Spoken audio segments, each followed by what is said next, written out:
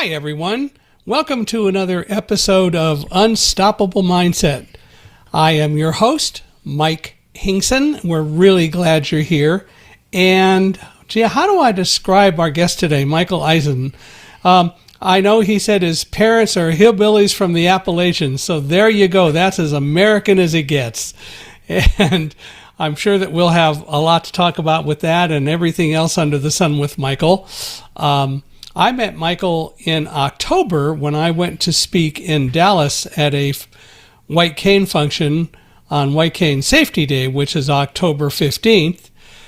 And we've been working out getting the logistics set up for him to come on Unstoppable Mindset ever since. He's got a great history. He does some interesting things, and I'm going to bring that out in the course of what we discussed today. So we'll just go forward. Michael, welcome to Unstoppable Mindset. We're glad you're here, and thanks for being here. Michael, I appreciate it. Thank you for inviting me on Unstoppable Mindset, and I hope to learn just a great deal from you today. Also, so thank you again, and I really appreciate the opportunity. Well, my pleasure. Tell us a little bit about growing up with two hillbillies from the Appalachians. Tell us about the early Michael. Okay, well, that's, I say that kind of tongue-in-cheek, but it's really not tongue-in-cheek. My parents were both raised in southeastern Kentucky. They were both from very large families. My dad was from a family he had 11 siblings, and his father actually had a few marriages before my grandmother. So his father had 17 total. And my mom was from a family of 15 children. So both from very, very large families, very poverty-stricken areas. The way I like to explain it, Michael, is in 1969, we put a man on the moon, right? Based on what Kennedy's goal was. We put a man on the moon in 1969. In that same year, in the same town where my father grew up, his brother was still plowing a field with a mule. So it was the epitome of backwoods. Like I said, poverty-stricken, coal mining, and almost something you wouldn't expect to see in the United States during that time. Has it switched a little bit since then? Are we still seeing plowing with mules, or do you know? No, I don't see anybody with a mule there. No, I did actually live there for a short period of time back in 1995.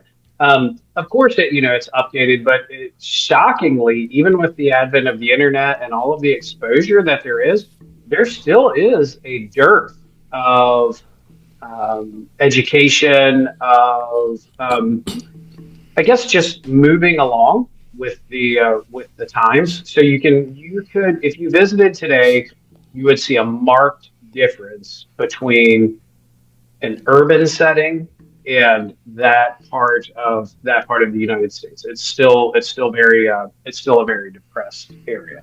Yeah. However, I didn't grow up there. I spent 9 months there. I grew up in southeastern Ohio. So that's kind of where my story starts. You asked to tell you a little bit about growing up. So what I would say is both of my parents had an 8th grade education. They both, after 8th grade, they moved on. They moved out of southeastern Kentucky, moved up to Detroit, Michigan. They had a slew of kids. So together they have 10. I'm the 9th of 10. But by the time I came along, they had moved to southeastern Ohio, western Ohio, and that's kind of where my story begins. What did your parents do in Michigan? So when they lived in Michigan, my mom she was a homemaker, right? Because they had so many children. My dad worked in distribution. He was a distribution manager, and then that's when he transitioned, when he moved to Ohio, it was because of a promotion. They opened a facility in Ohio that they wanted him to, or not opened. They already had an established facility that they wanted him to move down to run. So quite an upward trajectory for somebody who only attended school to 8th grade to be, a facility manager. I can appreciate that. My father only had an 8th grade education, and he ended up very much involved in electronics and electrical engineering, and was until he retired for a number of years, the director of the Precision Measurements Equipment Lab at Edwards Air Force Base. So he worked with all the astronauts. They did all the calibration of test equipment and so on. So you can't hardly argue with the background. And people do tend to want to better themselves, and if they're committed to doing it, they do. Well, and it's good to hear you say that. I'm very encouraged by that, because I remember from your story when we met at the YK Day that your dad was a very involved, very influential man who just didn't, it sounded like he just didn't put limits on things. So he obviously didn't cap himself or cap your abilities, right? Neither of my parents did. My mom had a high school education. She had a diploma. She was a beautician for a while. Okay. But then after World War II, they had been introduced by my uncle, well, the person who became my uncle. Ironically, his name was Uncle Sam. His name was Sam. Right. But he introduced my mom and dad. And so when my dad came back from the war in late 1945, they got married in December of 1945. And so went from there. Okay. And was that correct me if I'm wrong, was that in New York? No, that was in Chicago. Okay. She was from New York. He was originally born in Oklahoma, but they were, but they got married and lived in Chicago. And my dad and my uncle started and ran a television repair shop, which people don't know anything about today, of course. But back in those days, when something happened to a TV, you didn't replace it. You fixed whatever was broken, whether it be burned resistors or whatever, or tubes. And that's what they did, is they ran and repaired TVs for a number of years. Oh, wow. Yeah, that's interesting. And again, shows that fortitude, right? And that can-do attitude that your dad must have had. Well, so, pretty incredible. And I think a number of people have that. I mean, clearly your parents had some of that. I don't know whether everyone can say that they did. As you point out, there is a lot of depression down in parts of Kentucky and places like that. But is it really there's a lot of depression, or is it that just people don't drive themselves hard enough to move out of that? And it's not a judgmental question. And it's a tough question, I think, to answer overall anyway. Certainly. And, my experience there, the one thing that was highlighted for me was, although there was some of that maybe lack of impetus, lack of drive where I lived, conversely, you couldn't find better people. There was an occasion where we got a flat tire. I went down there to visit. This is probably 2016. I believe it was 2016. I went down there to visit. I had just finished my first novel, and some of the setting in the novel I had taken from my experience there. And so I went down to kind of check my memory and see if I was on point. We got a flat tire, and Michael, I promise you, the people nearly wrestled each other for who got to help us change the tire and who got to help us, fix the problem. Drove us around, took us to different repair shops. It was incredible. Whereas, where I live now, you could have 1,000 cars pass you and not one person even stop. Right. So there's always two sides to the sword, we'll say. Well, and it's very unfortunate that there's so much of that does go on that people won't necessarily help. But I am glad to hear about your experiences in 2016, because there are a whole lot of people who really do like to help and want to help and who are willing to help. And I think that's the biggest part of it, is that we really all need to learn to be more supportive of each other. Certainly. And I think that the good part for me was it came full circle. And that's to transition a little bit into thinking of, writing and storytelling. That's the point, right? Is that things come full circle. When I was there as a freshman in high school, I had a frustrated, contemptuous attitude toward the place. When I went back in 2016, I experienced it from a totally different perspective. And when I saw, as I said, people nearly wrestling over who got to help change the tire, then that was, it was fantastic. And of course, by that time, my vision was too bad. I'd quit driving. So my mom was actually driving and, in her 70s, right? So you've got a visually impaired or a blind guy, if you will, with an elderly lady. Right, low vision, right. And with an elderly lady, and again, people are, and my 3 children were with us. So yeah, it was fantastic. It was a full circle moment, and I'm grateful for it. A lot of lessons, abject lessons to learn from those kinds of things, isn't there? Certainly, yes. Well, that's pretty cool. You obviously got married at some point and had kids. So yes, fast forward, I suppose, from that experience in high school. Yes, I got married when I was pretty young. Michael, I was 20 and almost 21, right before my 21st birthday. I got married. I was in college at the time.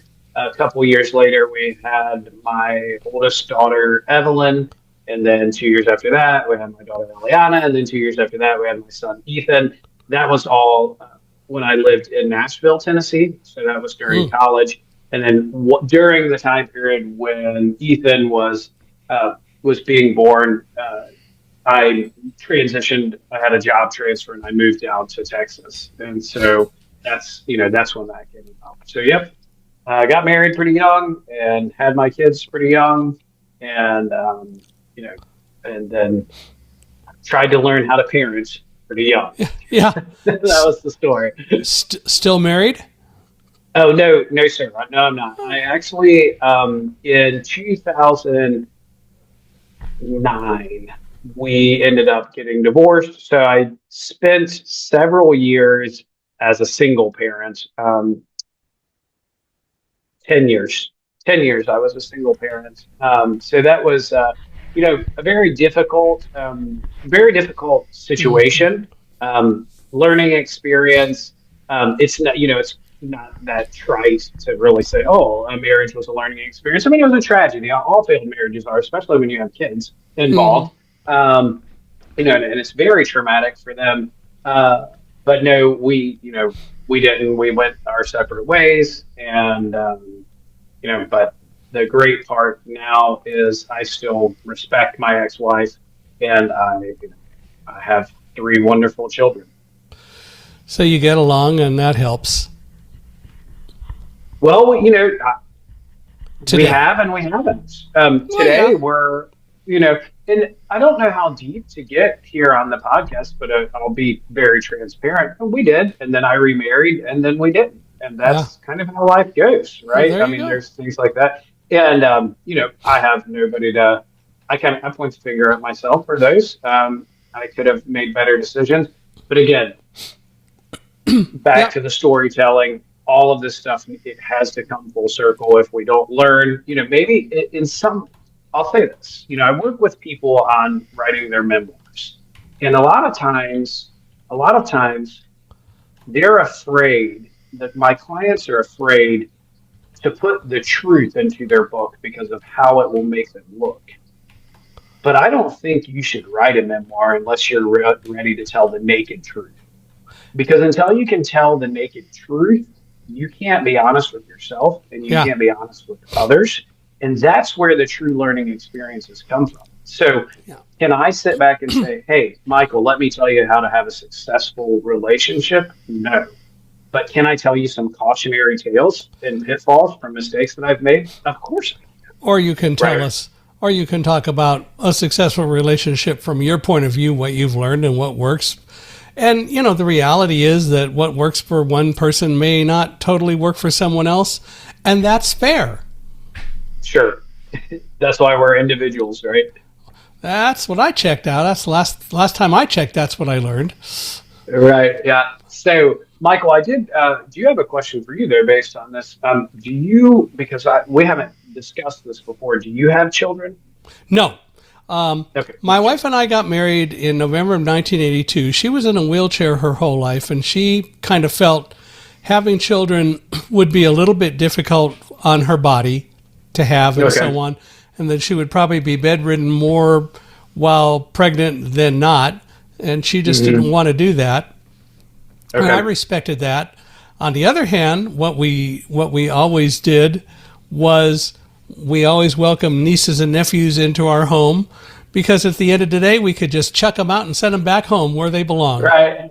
Well, and that's so, it's so important in their lives that for all of us, right, that we have different mentors and people surrounding us that can speak into our lives. As I told you, I come from a family of 10, there's 10 children. I have 9 siblings, and a few of my siblings don't have children, but they're great aunts and uncles, right? Well, that's it. Yeah, it's great.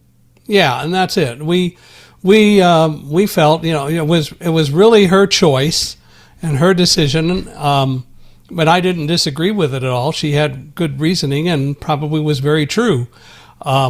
Might it have been different? It's possible, but she knew her body better than anyone else, and so that worked for me. Sure. And we were married for 40 years, and then she passed in November of 2022, but we had 40 years of marriage, and as I tell people, she's monitoring me from somewhere. If I misbehave, I'll hear about it, so I got to be a good kid.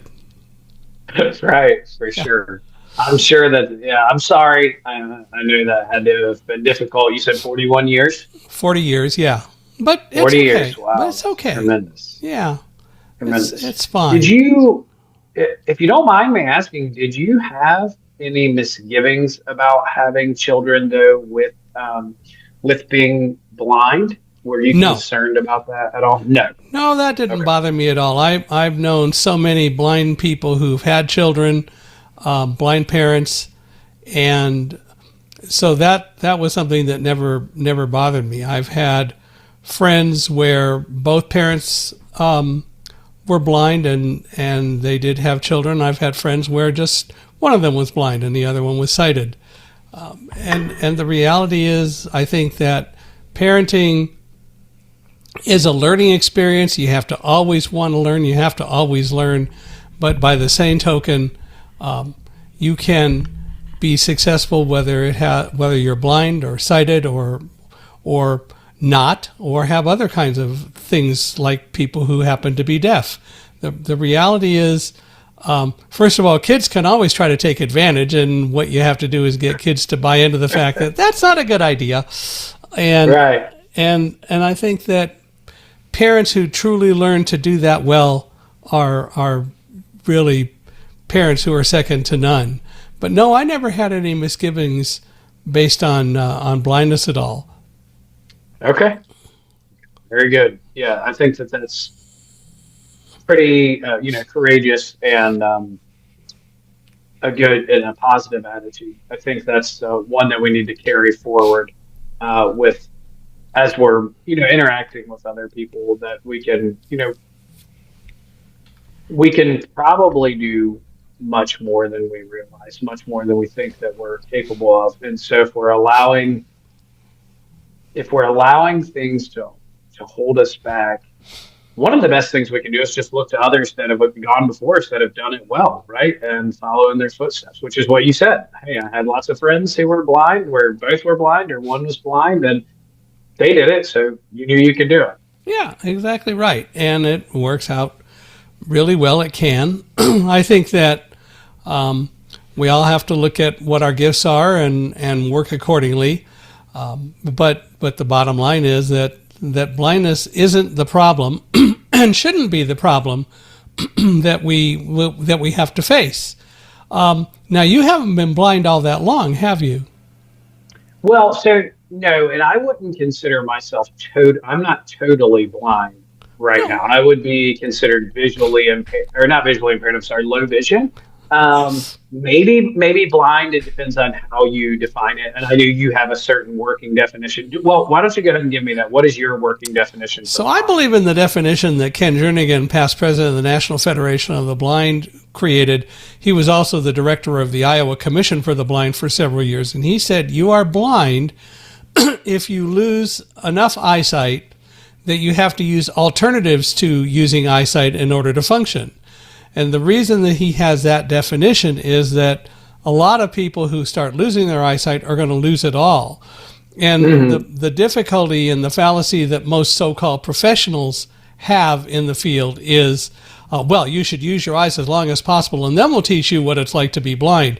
By that time, you're in a much more challenging psychological state. Whereas if you start learning the techniques while you still have eyesight, and you adjust to the reality that blindness isn't the problem, it is rather our attitudes about blindness that tend to be the problem, and you learn how to function as a blind person even though you haven't lost all of your eyesight, you're in a much better situation. And the fact of the matter is, through many years of being the director of the Iowa Commission and, if you will, producing so many successful blind people from it, there's a lot of merit to what he says. Okay, right, yeah, definitely, and I agree with what your assertion was there. I'm going to parlay off of that. We can't, whether it's our finances or it's our vision or it's just we dropped some yogurt on the floor, we can't do anything about it until we accept it first. If I stand there and look at the yogurt and I'm like, I can't believe that happened, well, it's never going to get cleaned up, right? Yeah. So as you said, if I'm sitting back and saying, well, I'm not totally blind, I'm not fully blind, I don't need to do anything yet, well, then I won't, and nothing will change, and I won't be prepared. So to answer your question about, I would be, then under your definition, I would be considered blind. Sure. So I have retinitis pigmentosa. Okay. The type that I have is autosomal dominant. It's RP1. I say autosomal dominant, which means it's a dominant gene. So, you've got a 50-50 shot of getting it. If one parent is affected and one parent is not. So my grandfather had it, my dad had it. In my family, there's 10 children. 5 of us have it, 5 of us don't. So that's that's how it's mapped out. And then with my vision, as a child, I would say I had maybe normal vision. It's hard to tell because you can't see through somebody else's eyes.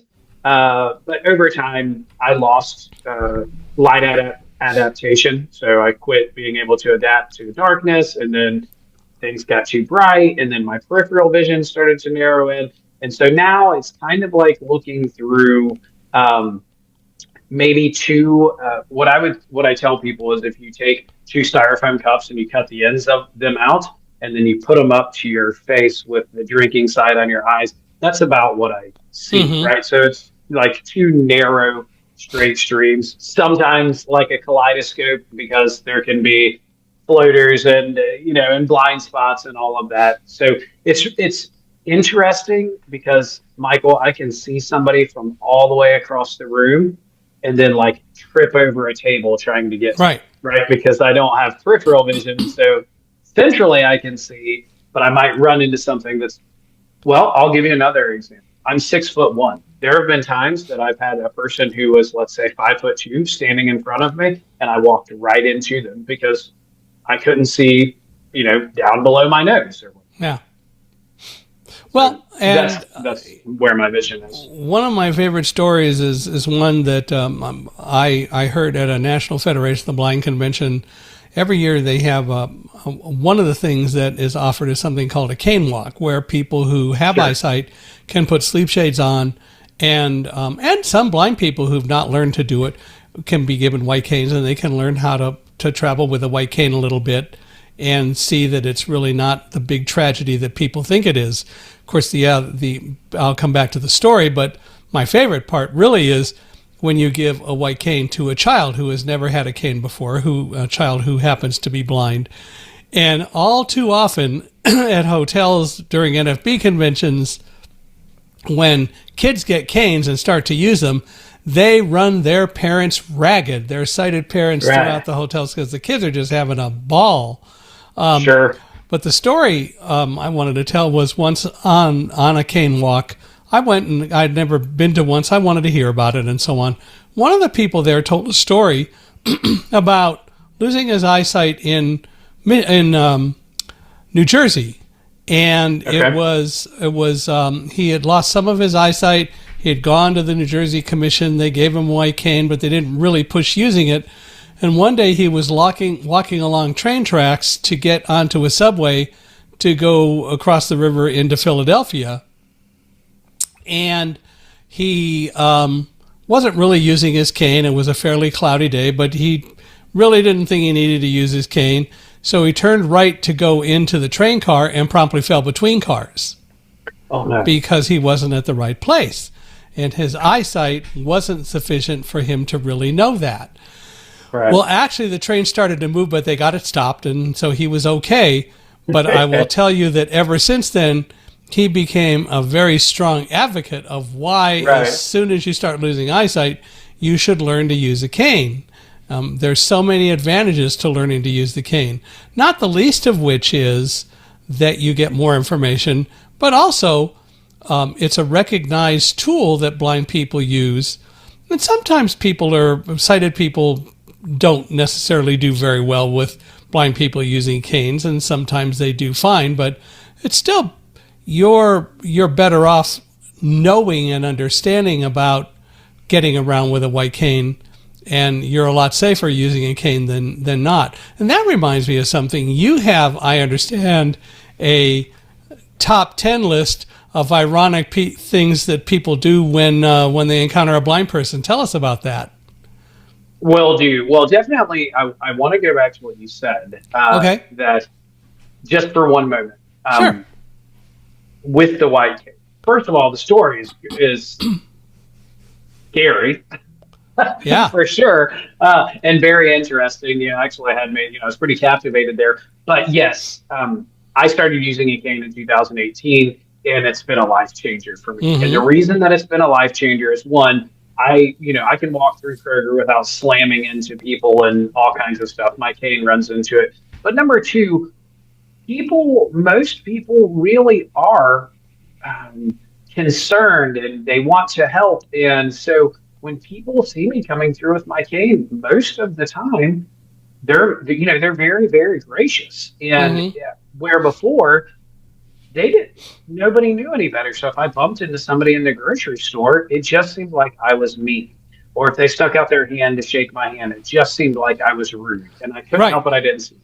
The cane tells the story, right? And so I'm very grateful for my cane. I've probably worn out, 10 of them. So yes, I'm definitely an advocate for the cane. So I'll tell you my top 10 list, and it starts with the cane. So if you remember, David Letterman used to have a top 10 list. And these are things that I just think are kind of funny, and I would love it to hear from your community some feedback on helping me improve this list. So number 10 would be when somebody wants to show you something and they grab you by the cane. Yeah. That's all. Okay, number 9 is when somebody tosses you their keys. Number 8, somebody finds out that you're visually impaired, and then they start to speak really loudly. Number 7. Which is why visually impaired in part is so wrong to use, because people view you as being impaired, which is why I advocate for low vision over visually impaired. Low vision. Yeah. Right. Yes. Anyway, go ahead. Right. So somebody finds out that you're low vision or blind, and they start to speak really loudly. Oh, right? yeah. That's ironic. Another one is, and this has happened so many times, a person will say, "Hey, did you drive?" Okay. Number 6, I've only seen this a few times. Was always done to be kind, but it turned out to be in bad taste. And it's when somebody says, "Man, your partner is so hot and you're blind," right? And it's just so bad. Okay, number 5, this has happened to me several times. Somebody says, "Hey, what's that stick for?" Number 4, you meet somebody who sees the cane and they get really quiet so you don't run into them. Number three, is when somebody makes a comment. I don't know what you can't see. And clearly, neither do we, right? Number two, this doesn't happen to me. This happened to somebody else that I know. A person actually gave the guide dog directions instead of giving the directions to the blind person. And number one is you ask a question like, hey, where's the ketchup? And somebody says, it's right there. Yeah. And my response is always, I can't see there. Yeah. Anyway, that's my top 10. Where is there anyway? Right. So do you have any feedback, Michael? Do you have one that happens to you that you think is kind of funny, something ironic that people say? Well, one that relates to some of the things you said, and I've seen it several times. I'll be walking somewhere, and I'll give my dog a command to go left or right because I know where I want to turn. And people say, isn't it amazing how that dog knows where to go? Right. When that's not the way it's supposed to be at all. It's amazing. But I also know that you can't lose your cool over it. It really is a matter of education, and that people don't get educated very well.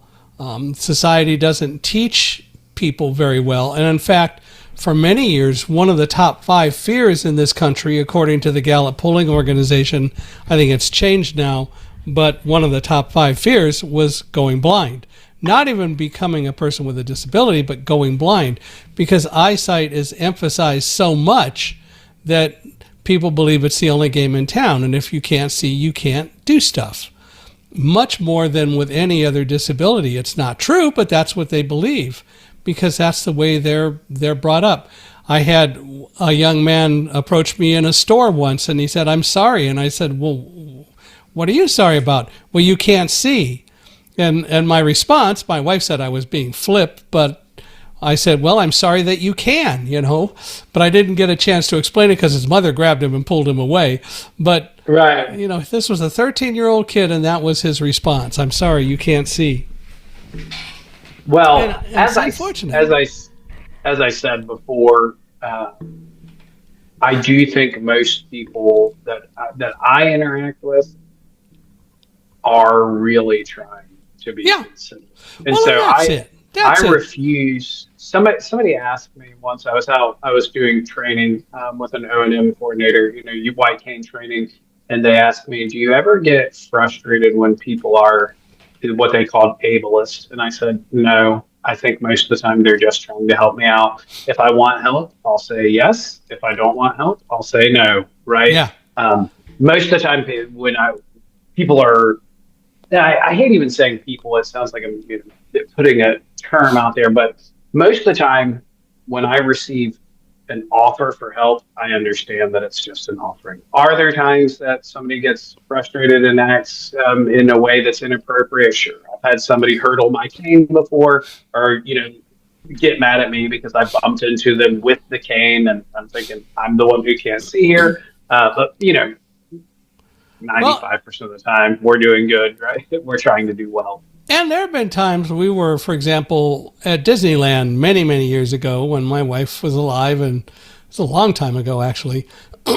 And we could be standing somewhere, or somebody was in a hurry to get somewhere. They literally jumped over her footrests, which is really inconsiderate. But sure. By the same token, for the most part, that what you said is really true, which is that people are trying to help. They want to be considerate. And sometimes they don't necessarily know how. And it's the rare person who will come along and really say, I want to learn in one way or another. But people do that.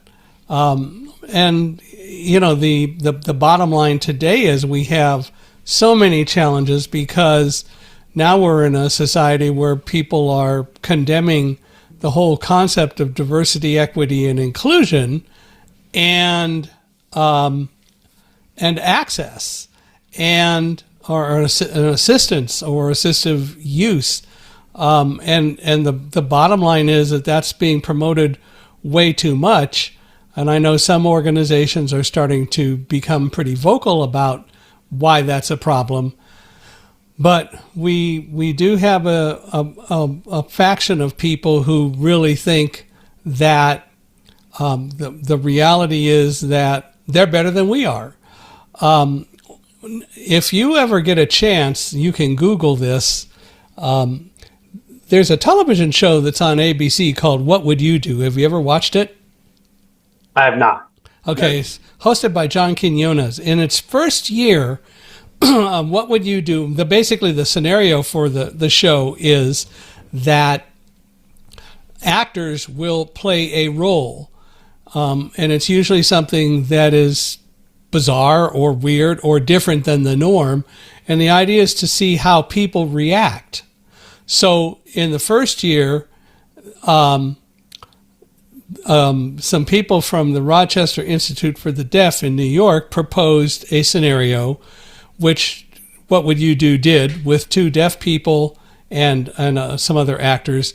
They went to a coffee shop and took over the coffee shop. The barista behind the counter was fully able to hear, and two women walk in and up to the barista, and they make it clear that one of them is applying for a job because there's a job posting for a person in the kitchen. And so the whole scenario is that the woman applies or wants to apply, and the barista says, well, I can take your application, but I'm not going to hire you. And she goes, well, why? Well, because you're deaf. You can't hear me. And there's a lot of discussion around that between them. And of course, the whole idea is to see how all the people who are coming up to the register and who hear this react. And at one point, fairly late in the segment, three guys pull the barista, who's an actor, off to the side. And these three people say, you're really handling this all wrong. You shouldn't say you can't hire the person. Just mark on the application that it's not a fit, but take the application. It turns out that the three people are people involved in HR. And they're telling this guy how to get around dealing with a person who is deaf, rather than saying it's discriminatory not to try to find a way to include the person. And one of the things that one of the deaf applicants said was, yeah, this is a kitchen job. And he said, but you can't hear me. And she said, well, you could write things down, or there are other ways to do it. And the point of the barista is, of course, they're just going to be resistive to everything. But these three HR people are telling him how to get around it. So the fact of the matter is that there are a lot of attitudes about disabilities that a number of people have, which basically go to the point of, I'm better than you, or you're not as good as I am because you got this disability, which is why I also always say that the reality is disability is not a lack of ability. It's a characteristic that we all have. And for most people, your disability is that you're light dependent, because you don't do well without light. So disability isn't a lack of ability. Discerned doesn't mean you have a lack of earn, or discrete doesn't mean that you have a lack of crete. The fact of the matter is, it doesn't matter if it starts with dis. The bottom line is that we all have gifts, we all have challenges, and we need to really get to the point of recognizing that just because somebody doesn't have the gifts that we do, it doesn't make them less than we are. I think something that I appreciate, though, is that when speaking of education, you said that there is a lack of education. And you've done a good job educating people on this. So you have a book about your first book with your guide dog and surviving 9/11, which is, I'm sure, was very insightful for some people. Same with Eric Weinmayer with climbing Mount Everest, or when he kayaks the Colorado Rockies. Right, those type of works are educational and drop people into the setting, right, where they can say, oh, this is what it's like to be blind, and look at the capabilities and look at how they handle the situation. And it's very important. And honestly, back to the white cane thing, back when I was teaching, I was a high school English teacher. I did that with a group of students before. I put sleep shades on them, and we took white canes, and we went out with an O&M trainer, and we went through the school and back. And when you said that the little kids, just ran around, I had high school students, and the most shocking thing for me was most of them felt very uncomfortable because they're teenagers and they wondered what other people were looking at them thinking. But I had one student say, "Mr. Ison, I felt very peaceful." And that was such an interesting thing to me, that one student felt very peaceful under the sleep shade. So yeah, I think education is important, and I'm thankful for people like you that write about it and drop us into the story. Well, one of the things that I advocate sighted people might think about doing, if you really want to see how people view blind people, first of all, you got to do this with an open mind, but go get a pair of very dark glasses and put them on, get a white cane, go find a white cane or buy a white cane, and walk down the street using the white cane, wearing these dark glasses, and just look at how people observe you and look at you. You're going to find out very quickly that so many people just look at you askance, they avoid you and so on, because they don't know how to deal with you, rather than just asking or saying hello, or like with most people, whether you're blind or sighted, just go on. But don't think that we're worse than anyone else. There was an organization 10 years ago almost that decided to do a program called How I See It, I being EYE. And they wanted people to put blindfolds on and then go try to do things like bake or go into a flower shop and buy flowers and all that. And they wanted you to video the things that you were doing as a sighted person trying to pretend that you were blind. And they wanted to show how horrible it is. Well, the reality is more blind people started putting videos up showing that it really wasn't a problem at all, and that this website, howiseeit.com, was such a horrible thing, providing total misrepresentation about blindness and blind people. And finally, they took the website down because enough blind people spoke up and said, no, this is not appropriate. You're not presenting blindness in a very relevant and appropriate light. But those are the kinds of things that sometimes we face. And there were even a few blind people who did support what this organization was doing. They were in the organization, they were promoting it, and it's not a good thing to do that. The fact of the matter is, just because I don't see doesn't make me any less or any better than people who can see, because there are things that I'm going to be able to do that they can't do because I've learned how to do them, and there are going to be things that they can do that I don't necessarily have the skills or the gifts to do, and that's fine. We all should complement each other. Well, and I think, Michael, that is our interaction with humanity. So my first client that I ever wrote for, not visually impaired. She's an African American lady, and she's from LA. Her name is Dr. Shree Walker, and so she was raised in a single parent home, and she was physically abused, she was sexually abused, she was inappropriately touched, she was raped, she lived there during the Watts riots, grew up in LA. And finally, she got out of there at 19, and she moved to Nashville, and she got her education, moved all the way up, got her doctorate. Now she does public speaking. She works with trauma, people that have experienced trauma, and all of these things. And here's what I'm trying to circle back to. This is our interaction with humanity. But her upbringing was harsh, and she was, female and African American, poverty stricken, all the ACEs, all the adverse childhood experiences you could think of. Probably should have never made it out of her 20s, right? And yet she's doing all of this great work. And when you step into her memoir, that's the whole point of it, is to drop you into her experience so we can connect with that segment of humanity. So we have people who are low vision, we have people who are blind. We have people who are born into poverty. We have people who are born into, families that are abusive. We have people that, through no fault of their own, come into all kinds of adverse experiences, right? And then that's what we're doing, I think, as writers, is we're giving people a chance to touch that and to feel it and to put themselves in that situation and to walk away and say, wow, and then approach it in a new way. And it happens every day. And it happens with me all of the time. It happened before I started teaching, when I first started working with one of my friends whose daughter had Down syndrome,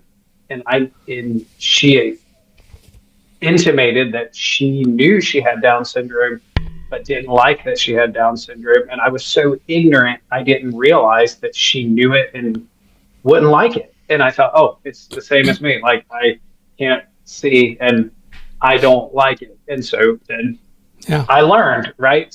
I stepped into that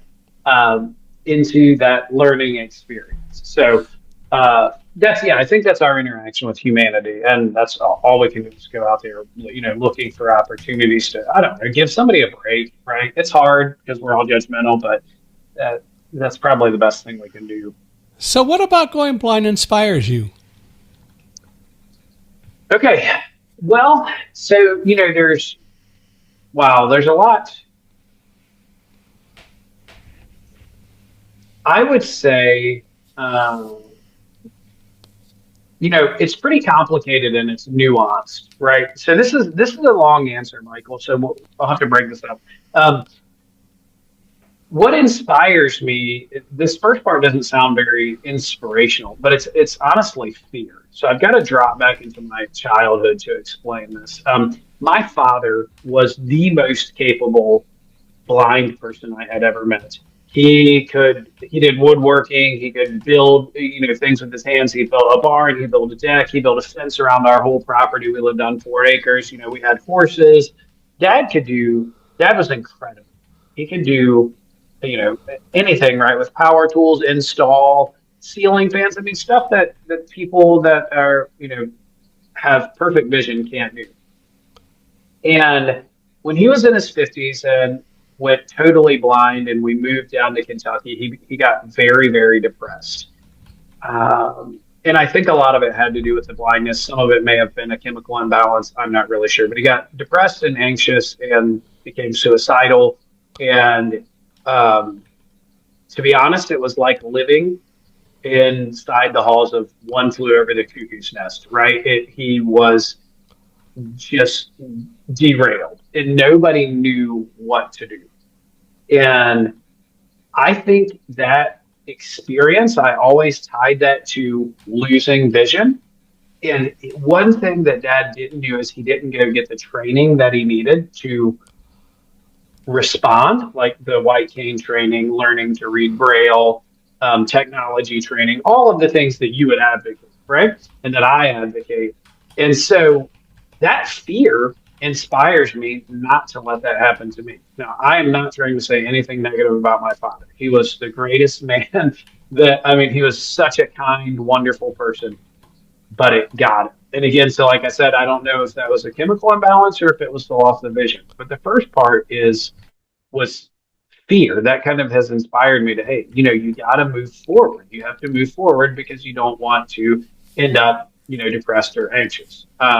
Now, I say that, like I said, it's a long answer, but let me ask you, because you experienced at such a young age, I think you were like 3 months old or so, do you have any fears related to blindness, or have you been able to just kind of deal with it and you don't really have any fear related to it since it's your reality? I don't have any fears related to blindness. It is my reality.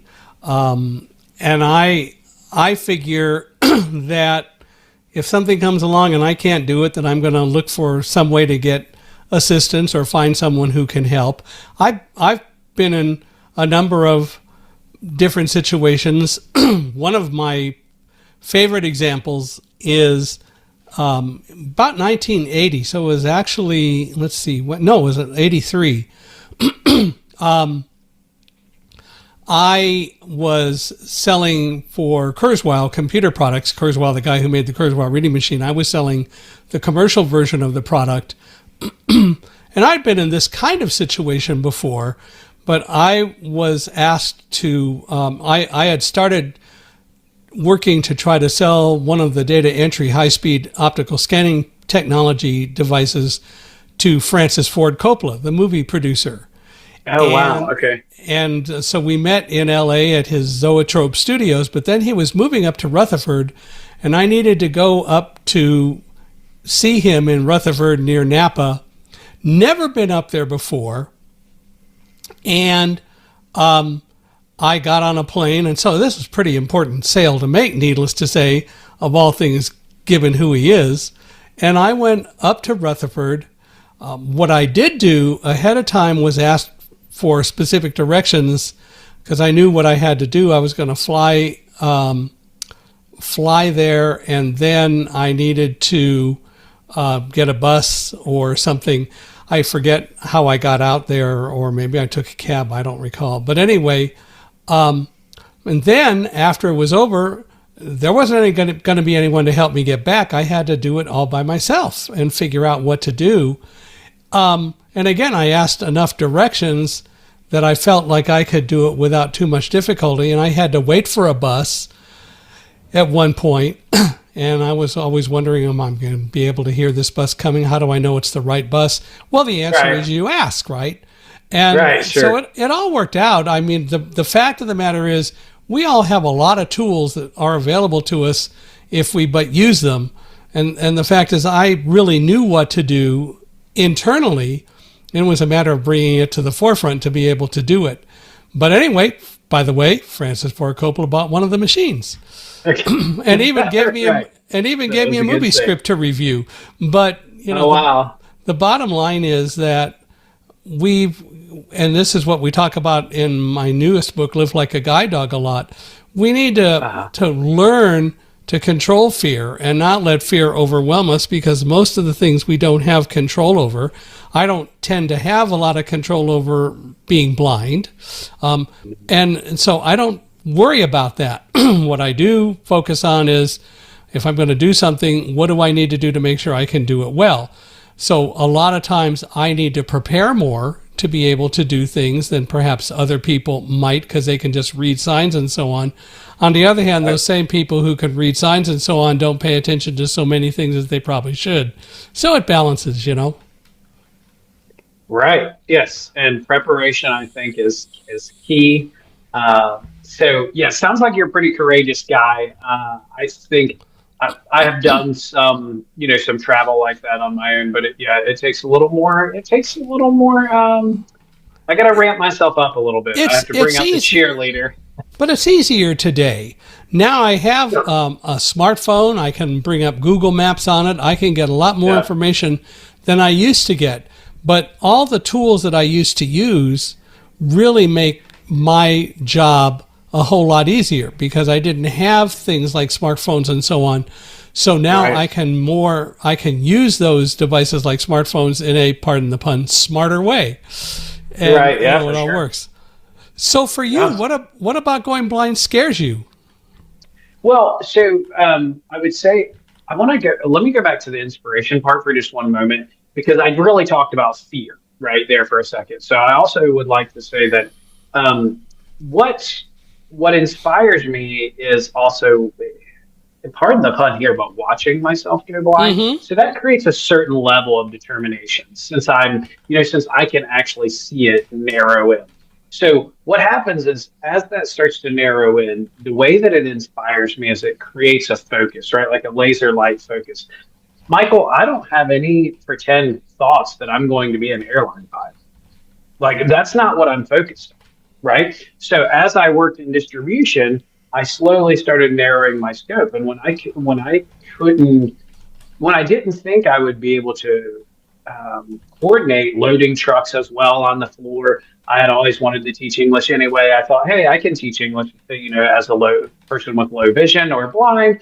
And so I moved into teaching English, and then I started working on my writing skills, because I knew, hey, as a blind person, you can still write, you can still type. And so it started to slowly narrow the scope, but that actually created some inspiration because it helped me focus. I didn't have 700 things I was worried about. I was looking through one window pane, and that inspired me to say, okay, find this pony and write it, right? So it created a certain level of determination there, right? And so that would be, and then the last portion is, it just makes me more practical. So what inspires me is I have to accept, like we talked about earlier, I just have to accept it. So the inspiration is when I get practical with myself that, hey, this is coming, I get inspired, right? I can move forward because I know this is coming. Now, that was a really, really long answer, so I apologize for that. As far as I've got a very short answer for what scares me. As I told you about my father, depression, anxiety, and stepping off of a large cliff. Those are the three things that create fear about going blind. Well, I can answer the last one. Use your cane right. Right. Yeah. So a couple years ago, I went to the Grand Canyon, and there were some places, definitely where there weren't guardrails.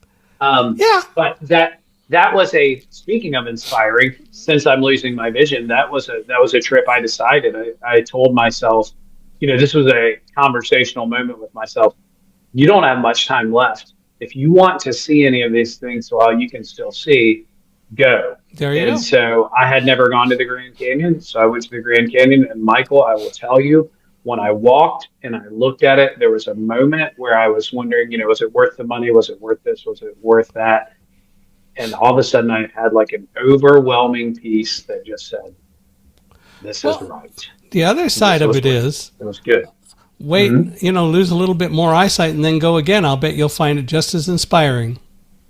Different sensory things, but you'll find it inspiring. So what do you do for work and everything today?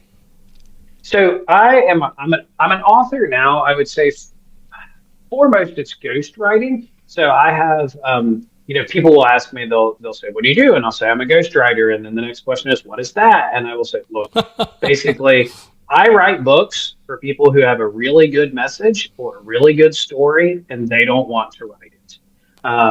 And that's nothing bad. It doesn't mean that they don't want to write it. It just means maybe they don't have the time, the access, the skills, or whatever. It's something that I've developed over time.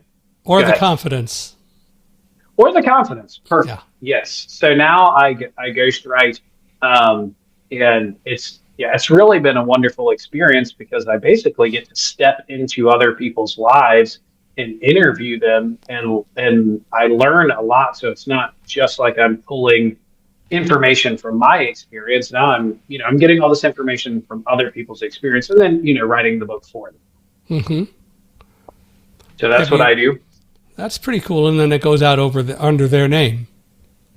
It does. Now I have some who allow me, they'll write like Michael Hingson with Michael Ison, right? Mm-hmm. So that my name is on there too. Kind of co-authoring, and some people they want it to look like their work, but it's fine. And Michael, have you done, because you've written a few books now, have you done any of that? Have you done any ghostwriting, or have you all just written for yourself? I have not, and I've collaborated on all 3 books that I've written. Oh wow! Okay. And I think that's, for me, I think it's made a more powerful set of books.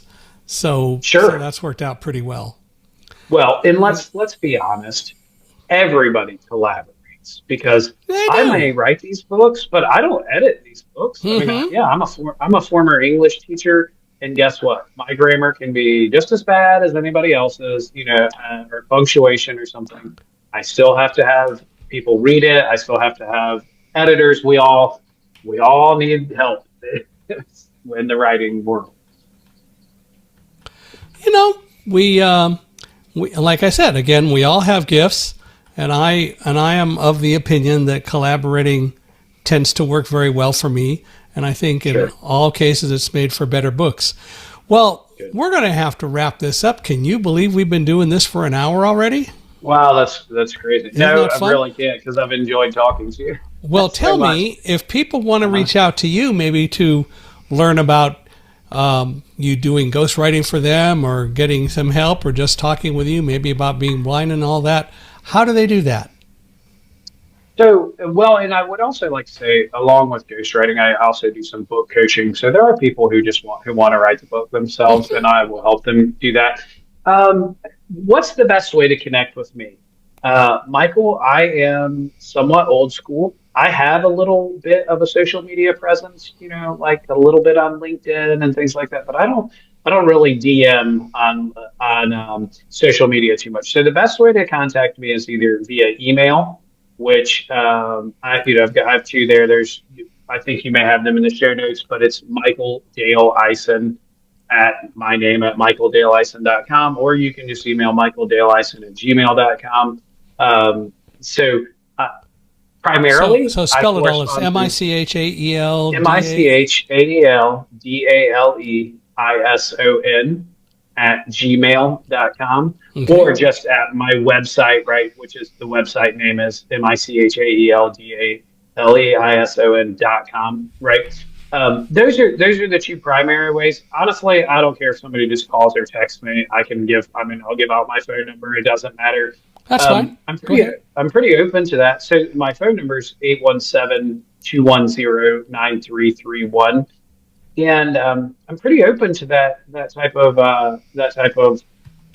all those types of contacts, because again, what I'm learning at my state in life now, that connection is so very, very important. And like you said about collaboration, I'm just learning more and more.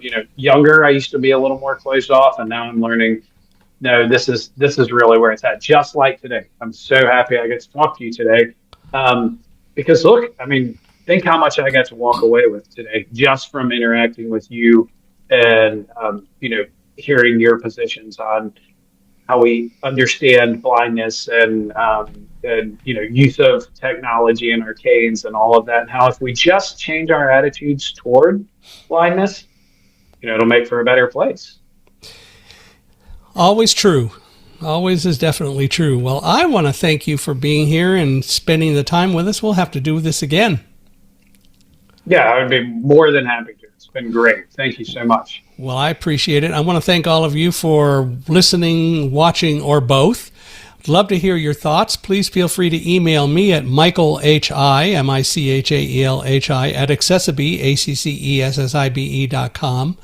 Wherever you're listening or watching, please give us a 5-star rating. And more important, please give us a review. Hopefully it'll be a good review.